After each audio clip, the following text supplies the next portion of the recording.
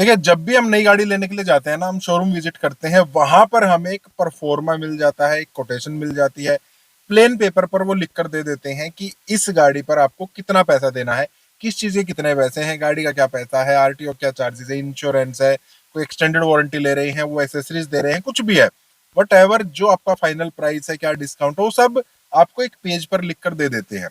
और वो चीज समझनी बहुत जरूरी है, वो कोटेशन समझनी बहुत जरूरी है। वो कोटेशन देखकर आपको काफी सारी चीजों का आइडिया हो जाता है, आप समझ सकते हैं कि इस गाड़ी पर कहाँ हमसे ज्यादा पैसे लिए जा रहे हैं, कहाँ हम थोड़ा डिस्काउंट ले सकते हैं, या किस तरीके से हम अपनी ट्रिक्स जो है वो यूज कर सकते हैं।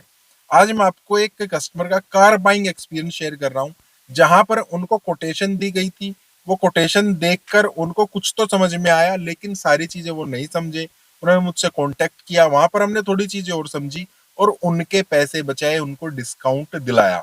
तो क्या वो चीजें, चलिए एक बार बात कर लेते हैं। हेलो, मेरा नाम है अमित और आप देख रहे हैं daily auto live. Mister Sanjeev ने महाराष्ट्र से मुझे कांटेक्ट किया, उनको लेनी थी सेल्टोस। और चलिए आगे बढ़ने से पहले ना आप लोगों से भी कहना चाहता हूँ, आपके पास भी कोई भी कार बाइंग एक्सपीरियंस है, अच्छा है बुरा है, या आप गाड़ी खरीदना चाहते हैं, गाड़ी खरीदने से रिलेटेड कोई भी आपको क्वेश्चन है, आप कोटेशन ही समझना चाहते हैं, डीलर के ट्रिक से बचना चाहते हैं, गाड़ी कौन सी ले कंफ्यूजन में है, तो भी आप मुझे कांटेक्ट कर सकते हैं। तो मिस्टर संजीव ने बताया कि वो सेल्टोस लेने के लिए डीलरशिप पर चले गए, वहां पर उनको कोटेशन वगैरह दी गई, उन्होंने प्राइस वगैरह पूछ लिया और वो घर पर आ गए। घर आने के बाद उन्होंने थोड़ा सा उसको ध्यान से देखा, तब उनको पता लगा कि डीलरशिप ने यहाँ पर सेल्टोस के लिए 79,000 रुपीज का उनको इंश्योरेंस कोट किया हुआ है।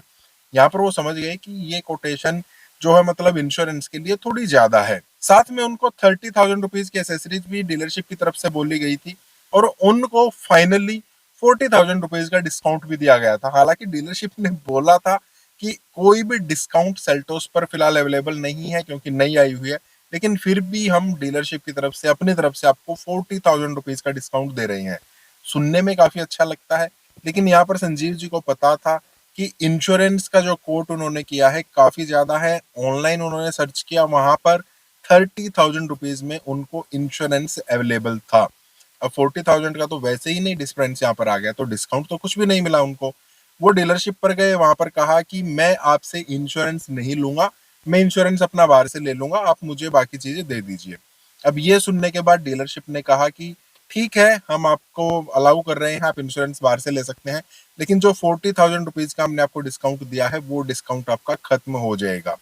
यहाँ पर अब संजीव जी ने कहा यार ऐसे कैसे हो सकता है, थोड़ी उनकी बहसबाजी हुई और उन्होंने किया में कंप्लेंट कर दी, फोन कर दिया। वहां पर किया कस्टमर केयर ने कहा कि ठीक है, आपको जो भी इन्होंने कोटेशन वगैरह दी है ना वो आप हमें भेज दीजिए। संजीव जी ने बताया कि वो एक प्लेन पेपर पर था, उसको कौन मानेगा। किया ने कहा देखिए, वैसे तो कंपनी की तरफ से कोई भी डिस्काउंट अवेलेबल नहीं है, लेकिन फिर भी अगर डीलरशिप ने आपको अपने लेटर हेड पर या उनका जो बुकिंग फॉर्म होता है वहां पर आपको कोई कमिटमेंट किया है, तो उसको तो हम देख सकते हैं। ये प्लेन पेपर हम नहीं मान सकते कि ये डीलरशिप ने आपको दिया है, तो इन दैट केस हम आपकी कोई भी हेल्प नहीं कर सकते। डीलरशिप के एंड पर आपकी कच्ची पक्की क्या बातें हुई हैं वो हम कंफर्म नहीं कर सकते हैं।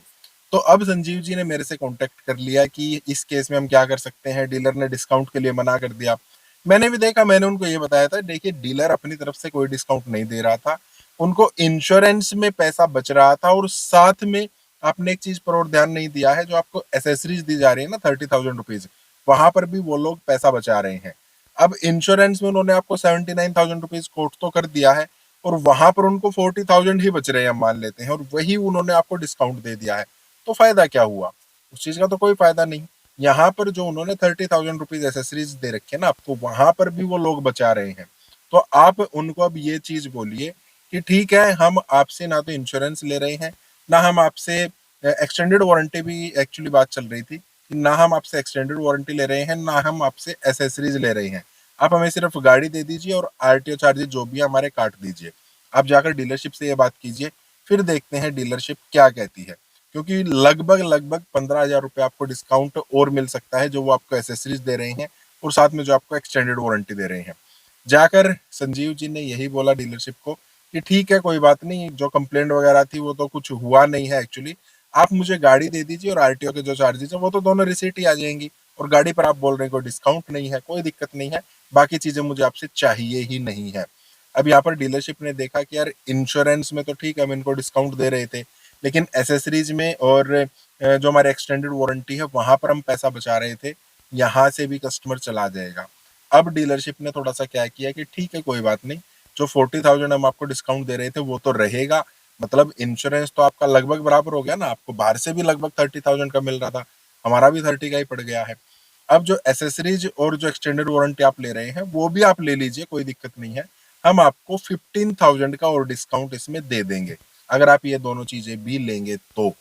अब आप देख रहे हैं ना, जब डीलरशिप का पता लगा कि कस्टमर जा रहा है, उनकी जेब से अब भी कुछ नहीं जा रहा है, हालांकि वो पैसा ज्यादा बचा रहे थे अब थोड़ा कम बचाएंगे, लेकिन स्टिल बचाएंगे ना। और कस्टमर को जो पहले कुछ भी नहीं बच रहा था, मान लेते हैं वो बाहर से उनको इंश्योरेंस के लिए बोल देते, लेकिन एक्सटेंडेड वारंटी वगैरह वो तो फिर भी लेते, वहां पर उनको पैसा गंवाना पड़ता, तो 15,000 रुपए का उनको और डिस्काउंट मिल गया और वो गाड़ी लेकर आ गए। तो यहाँ पर बात क्या डिपेंड करती है कि आप किस तरीके से, जो डीलरशिप ने आपको कोटेशन दी है वो आप किस तरीके से समझ पाते हैं।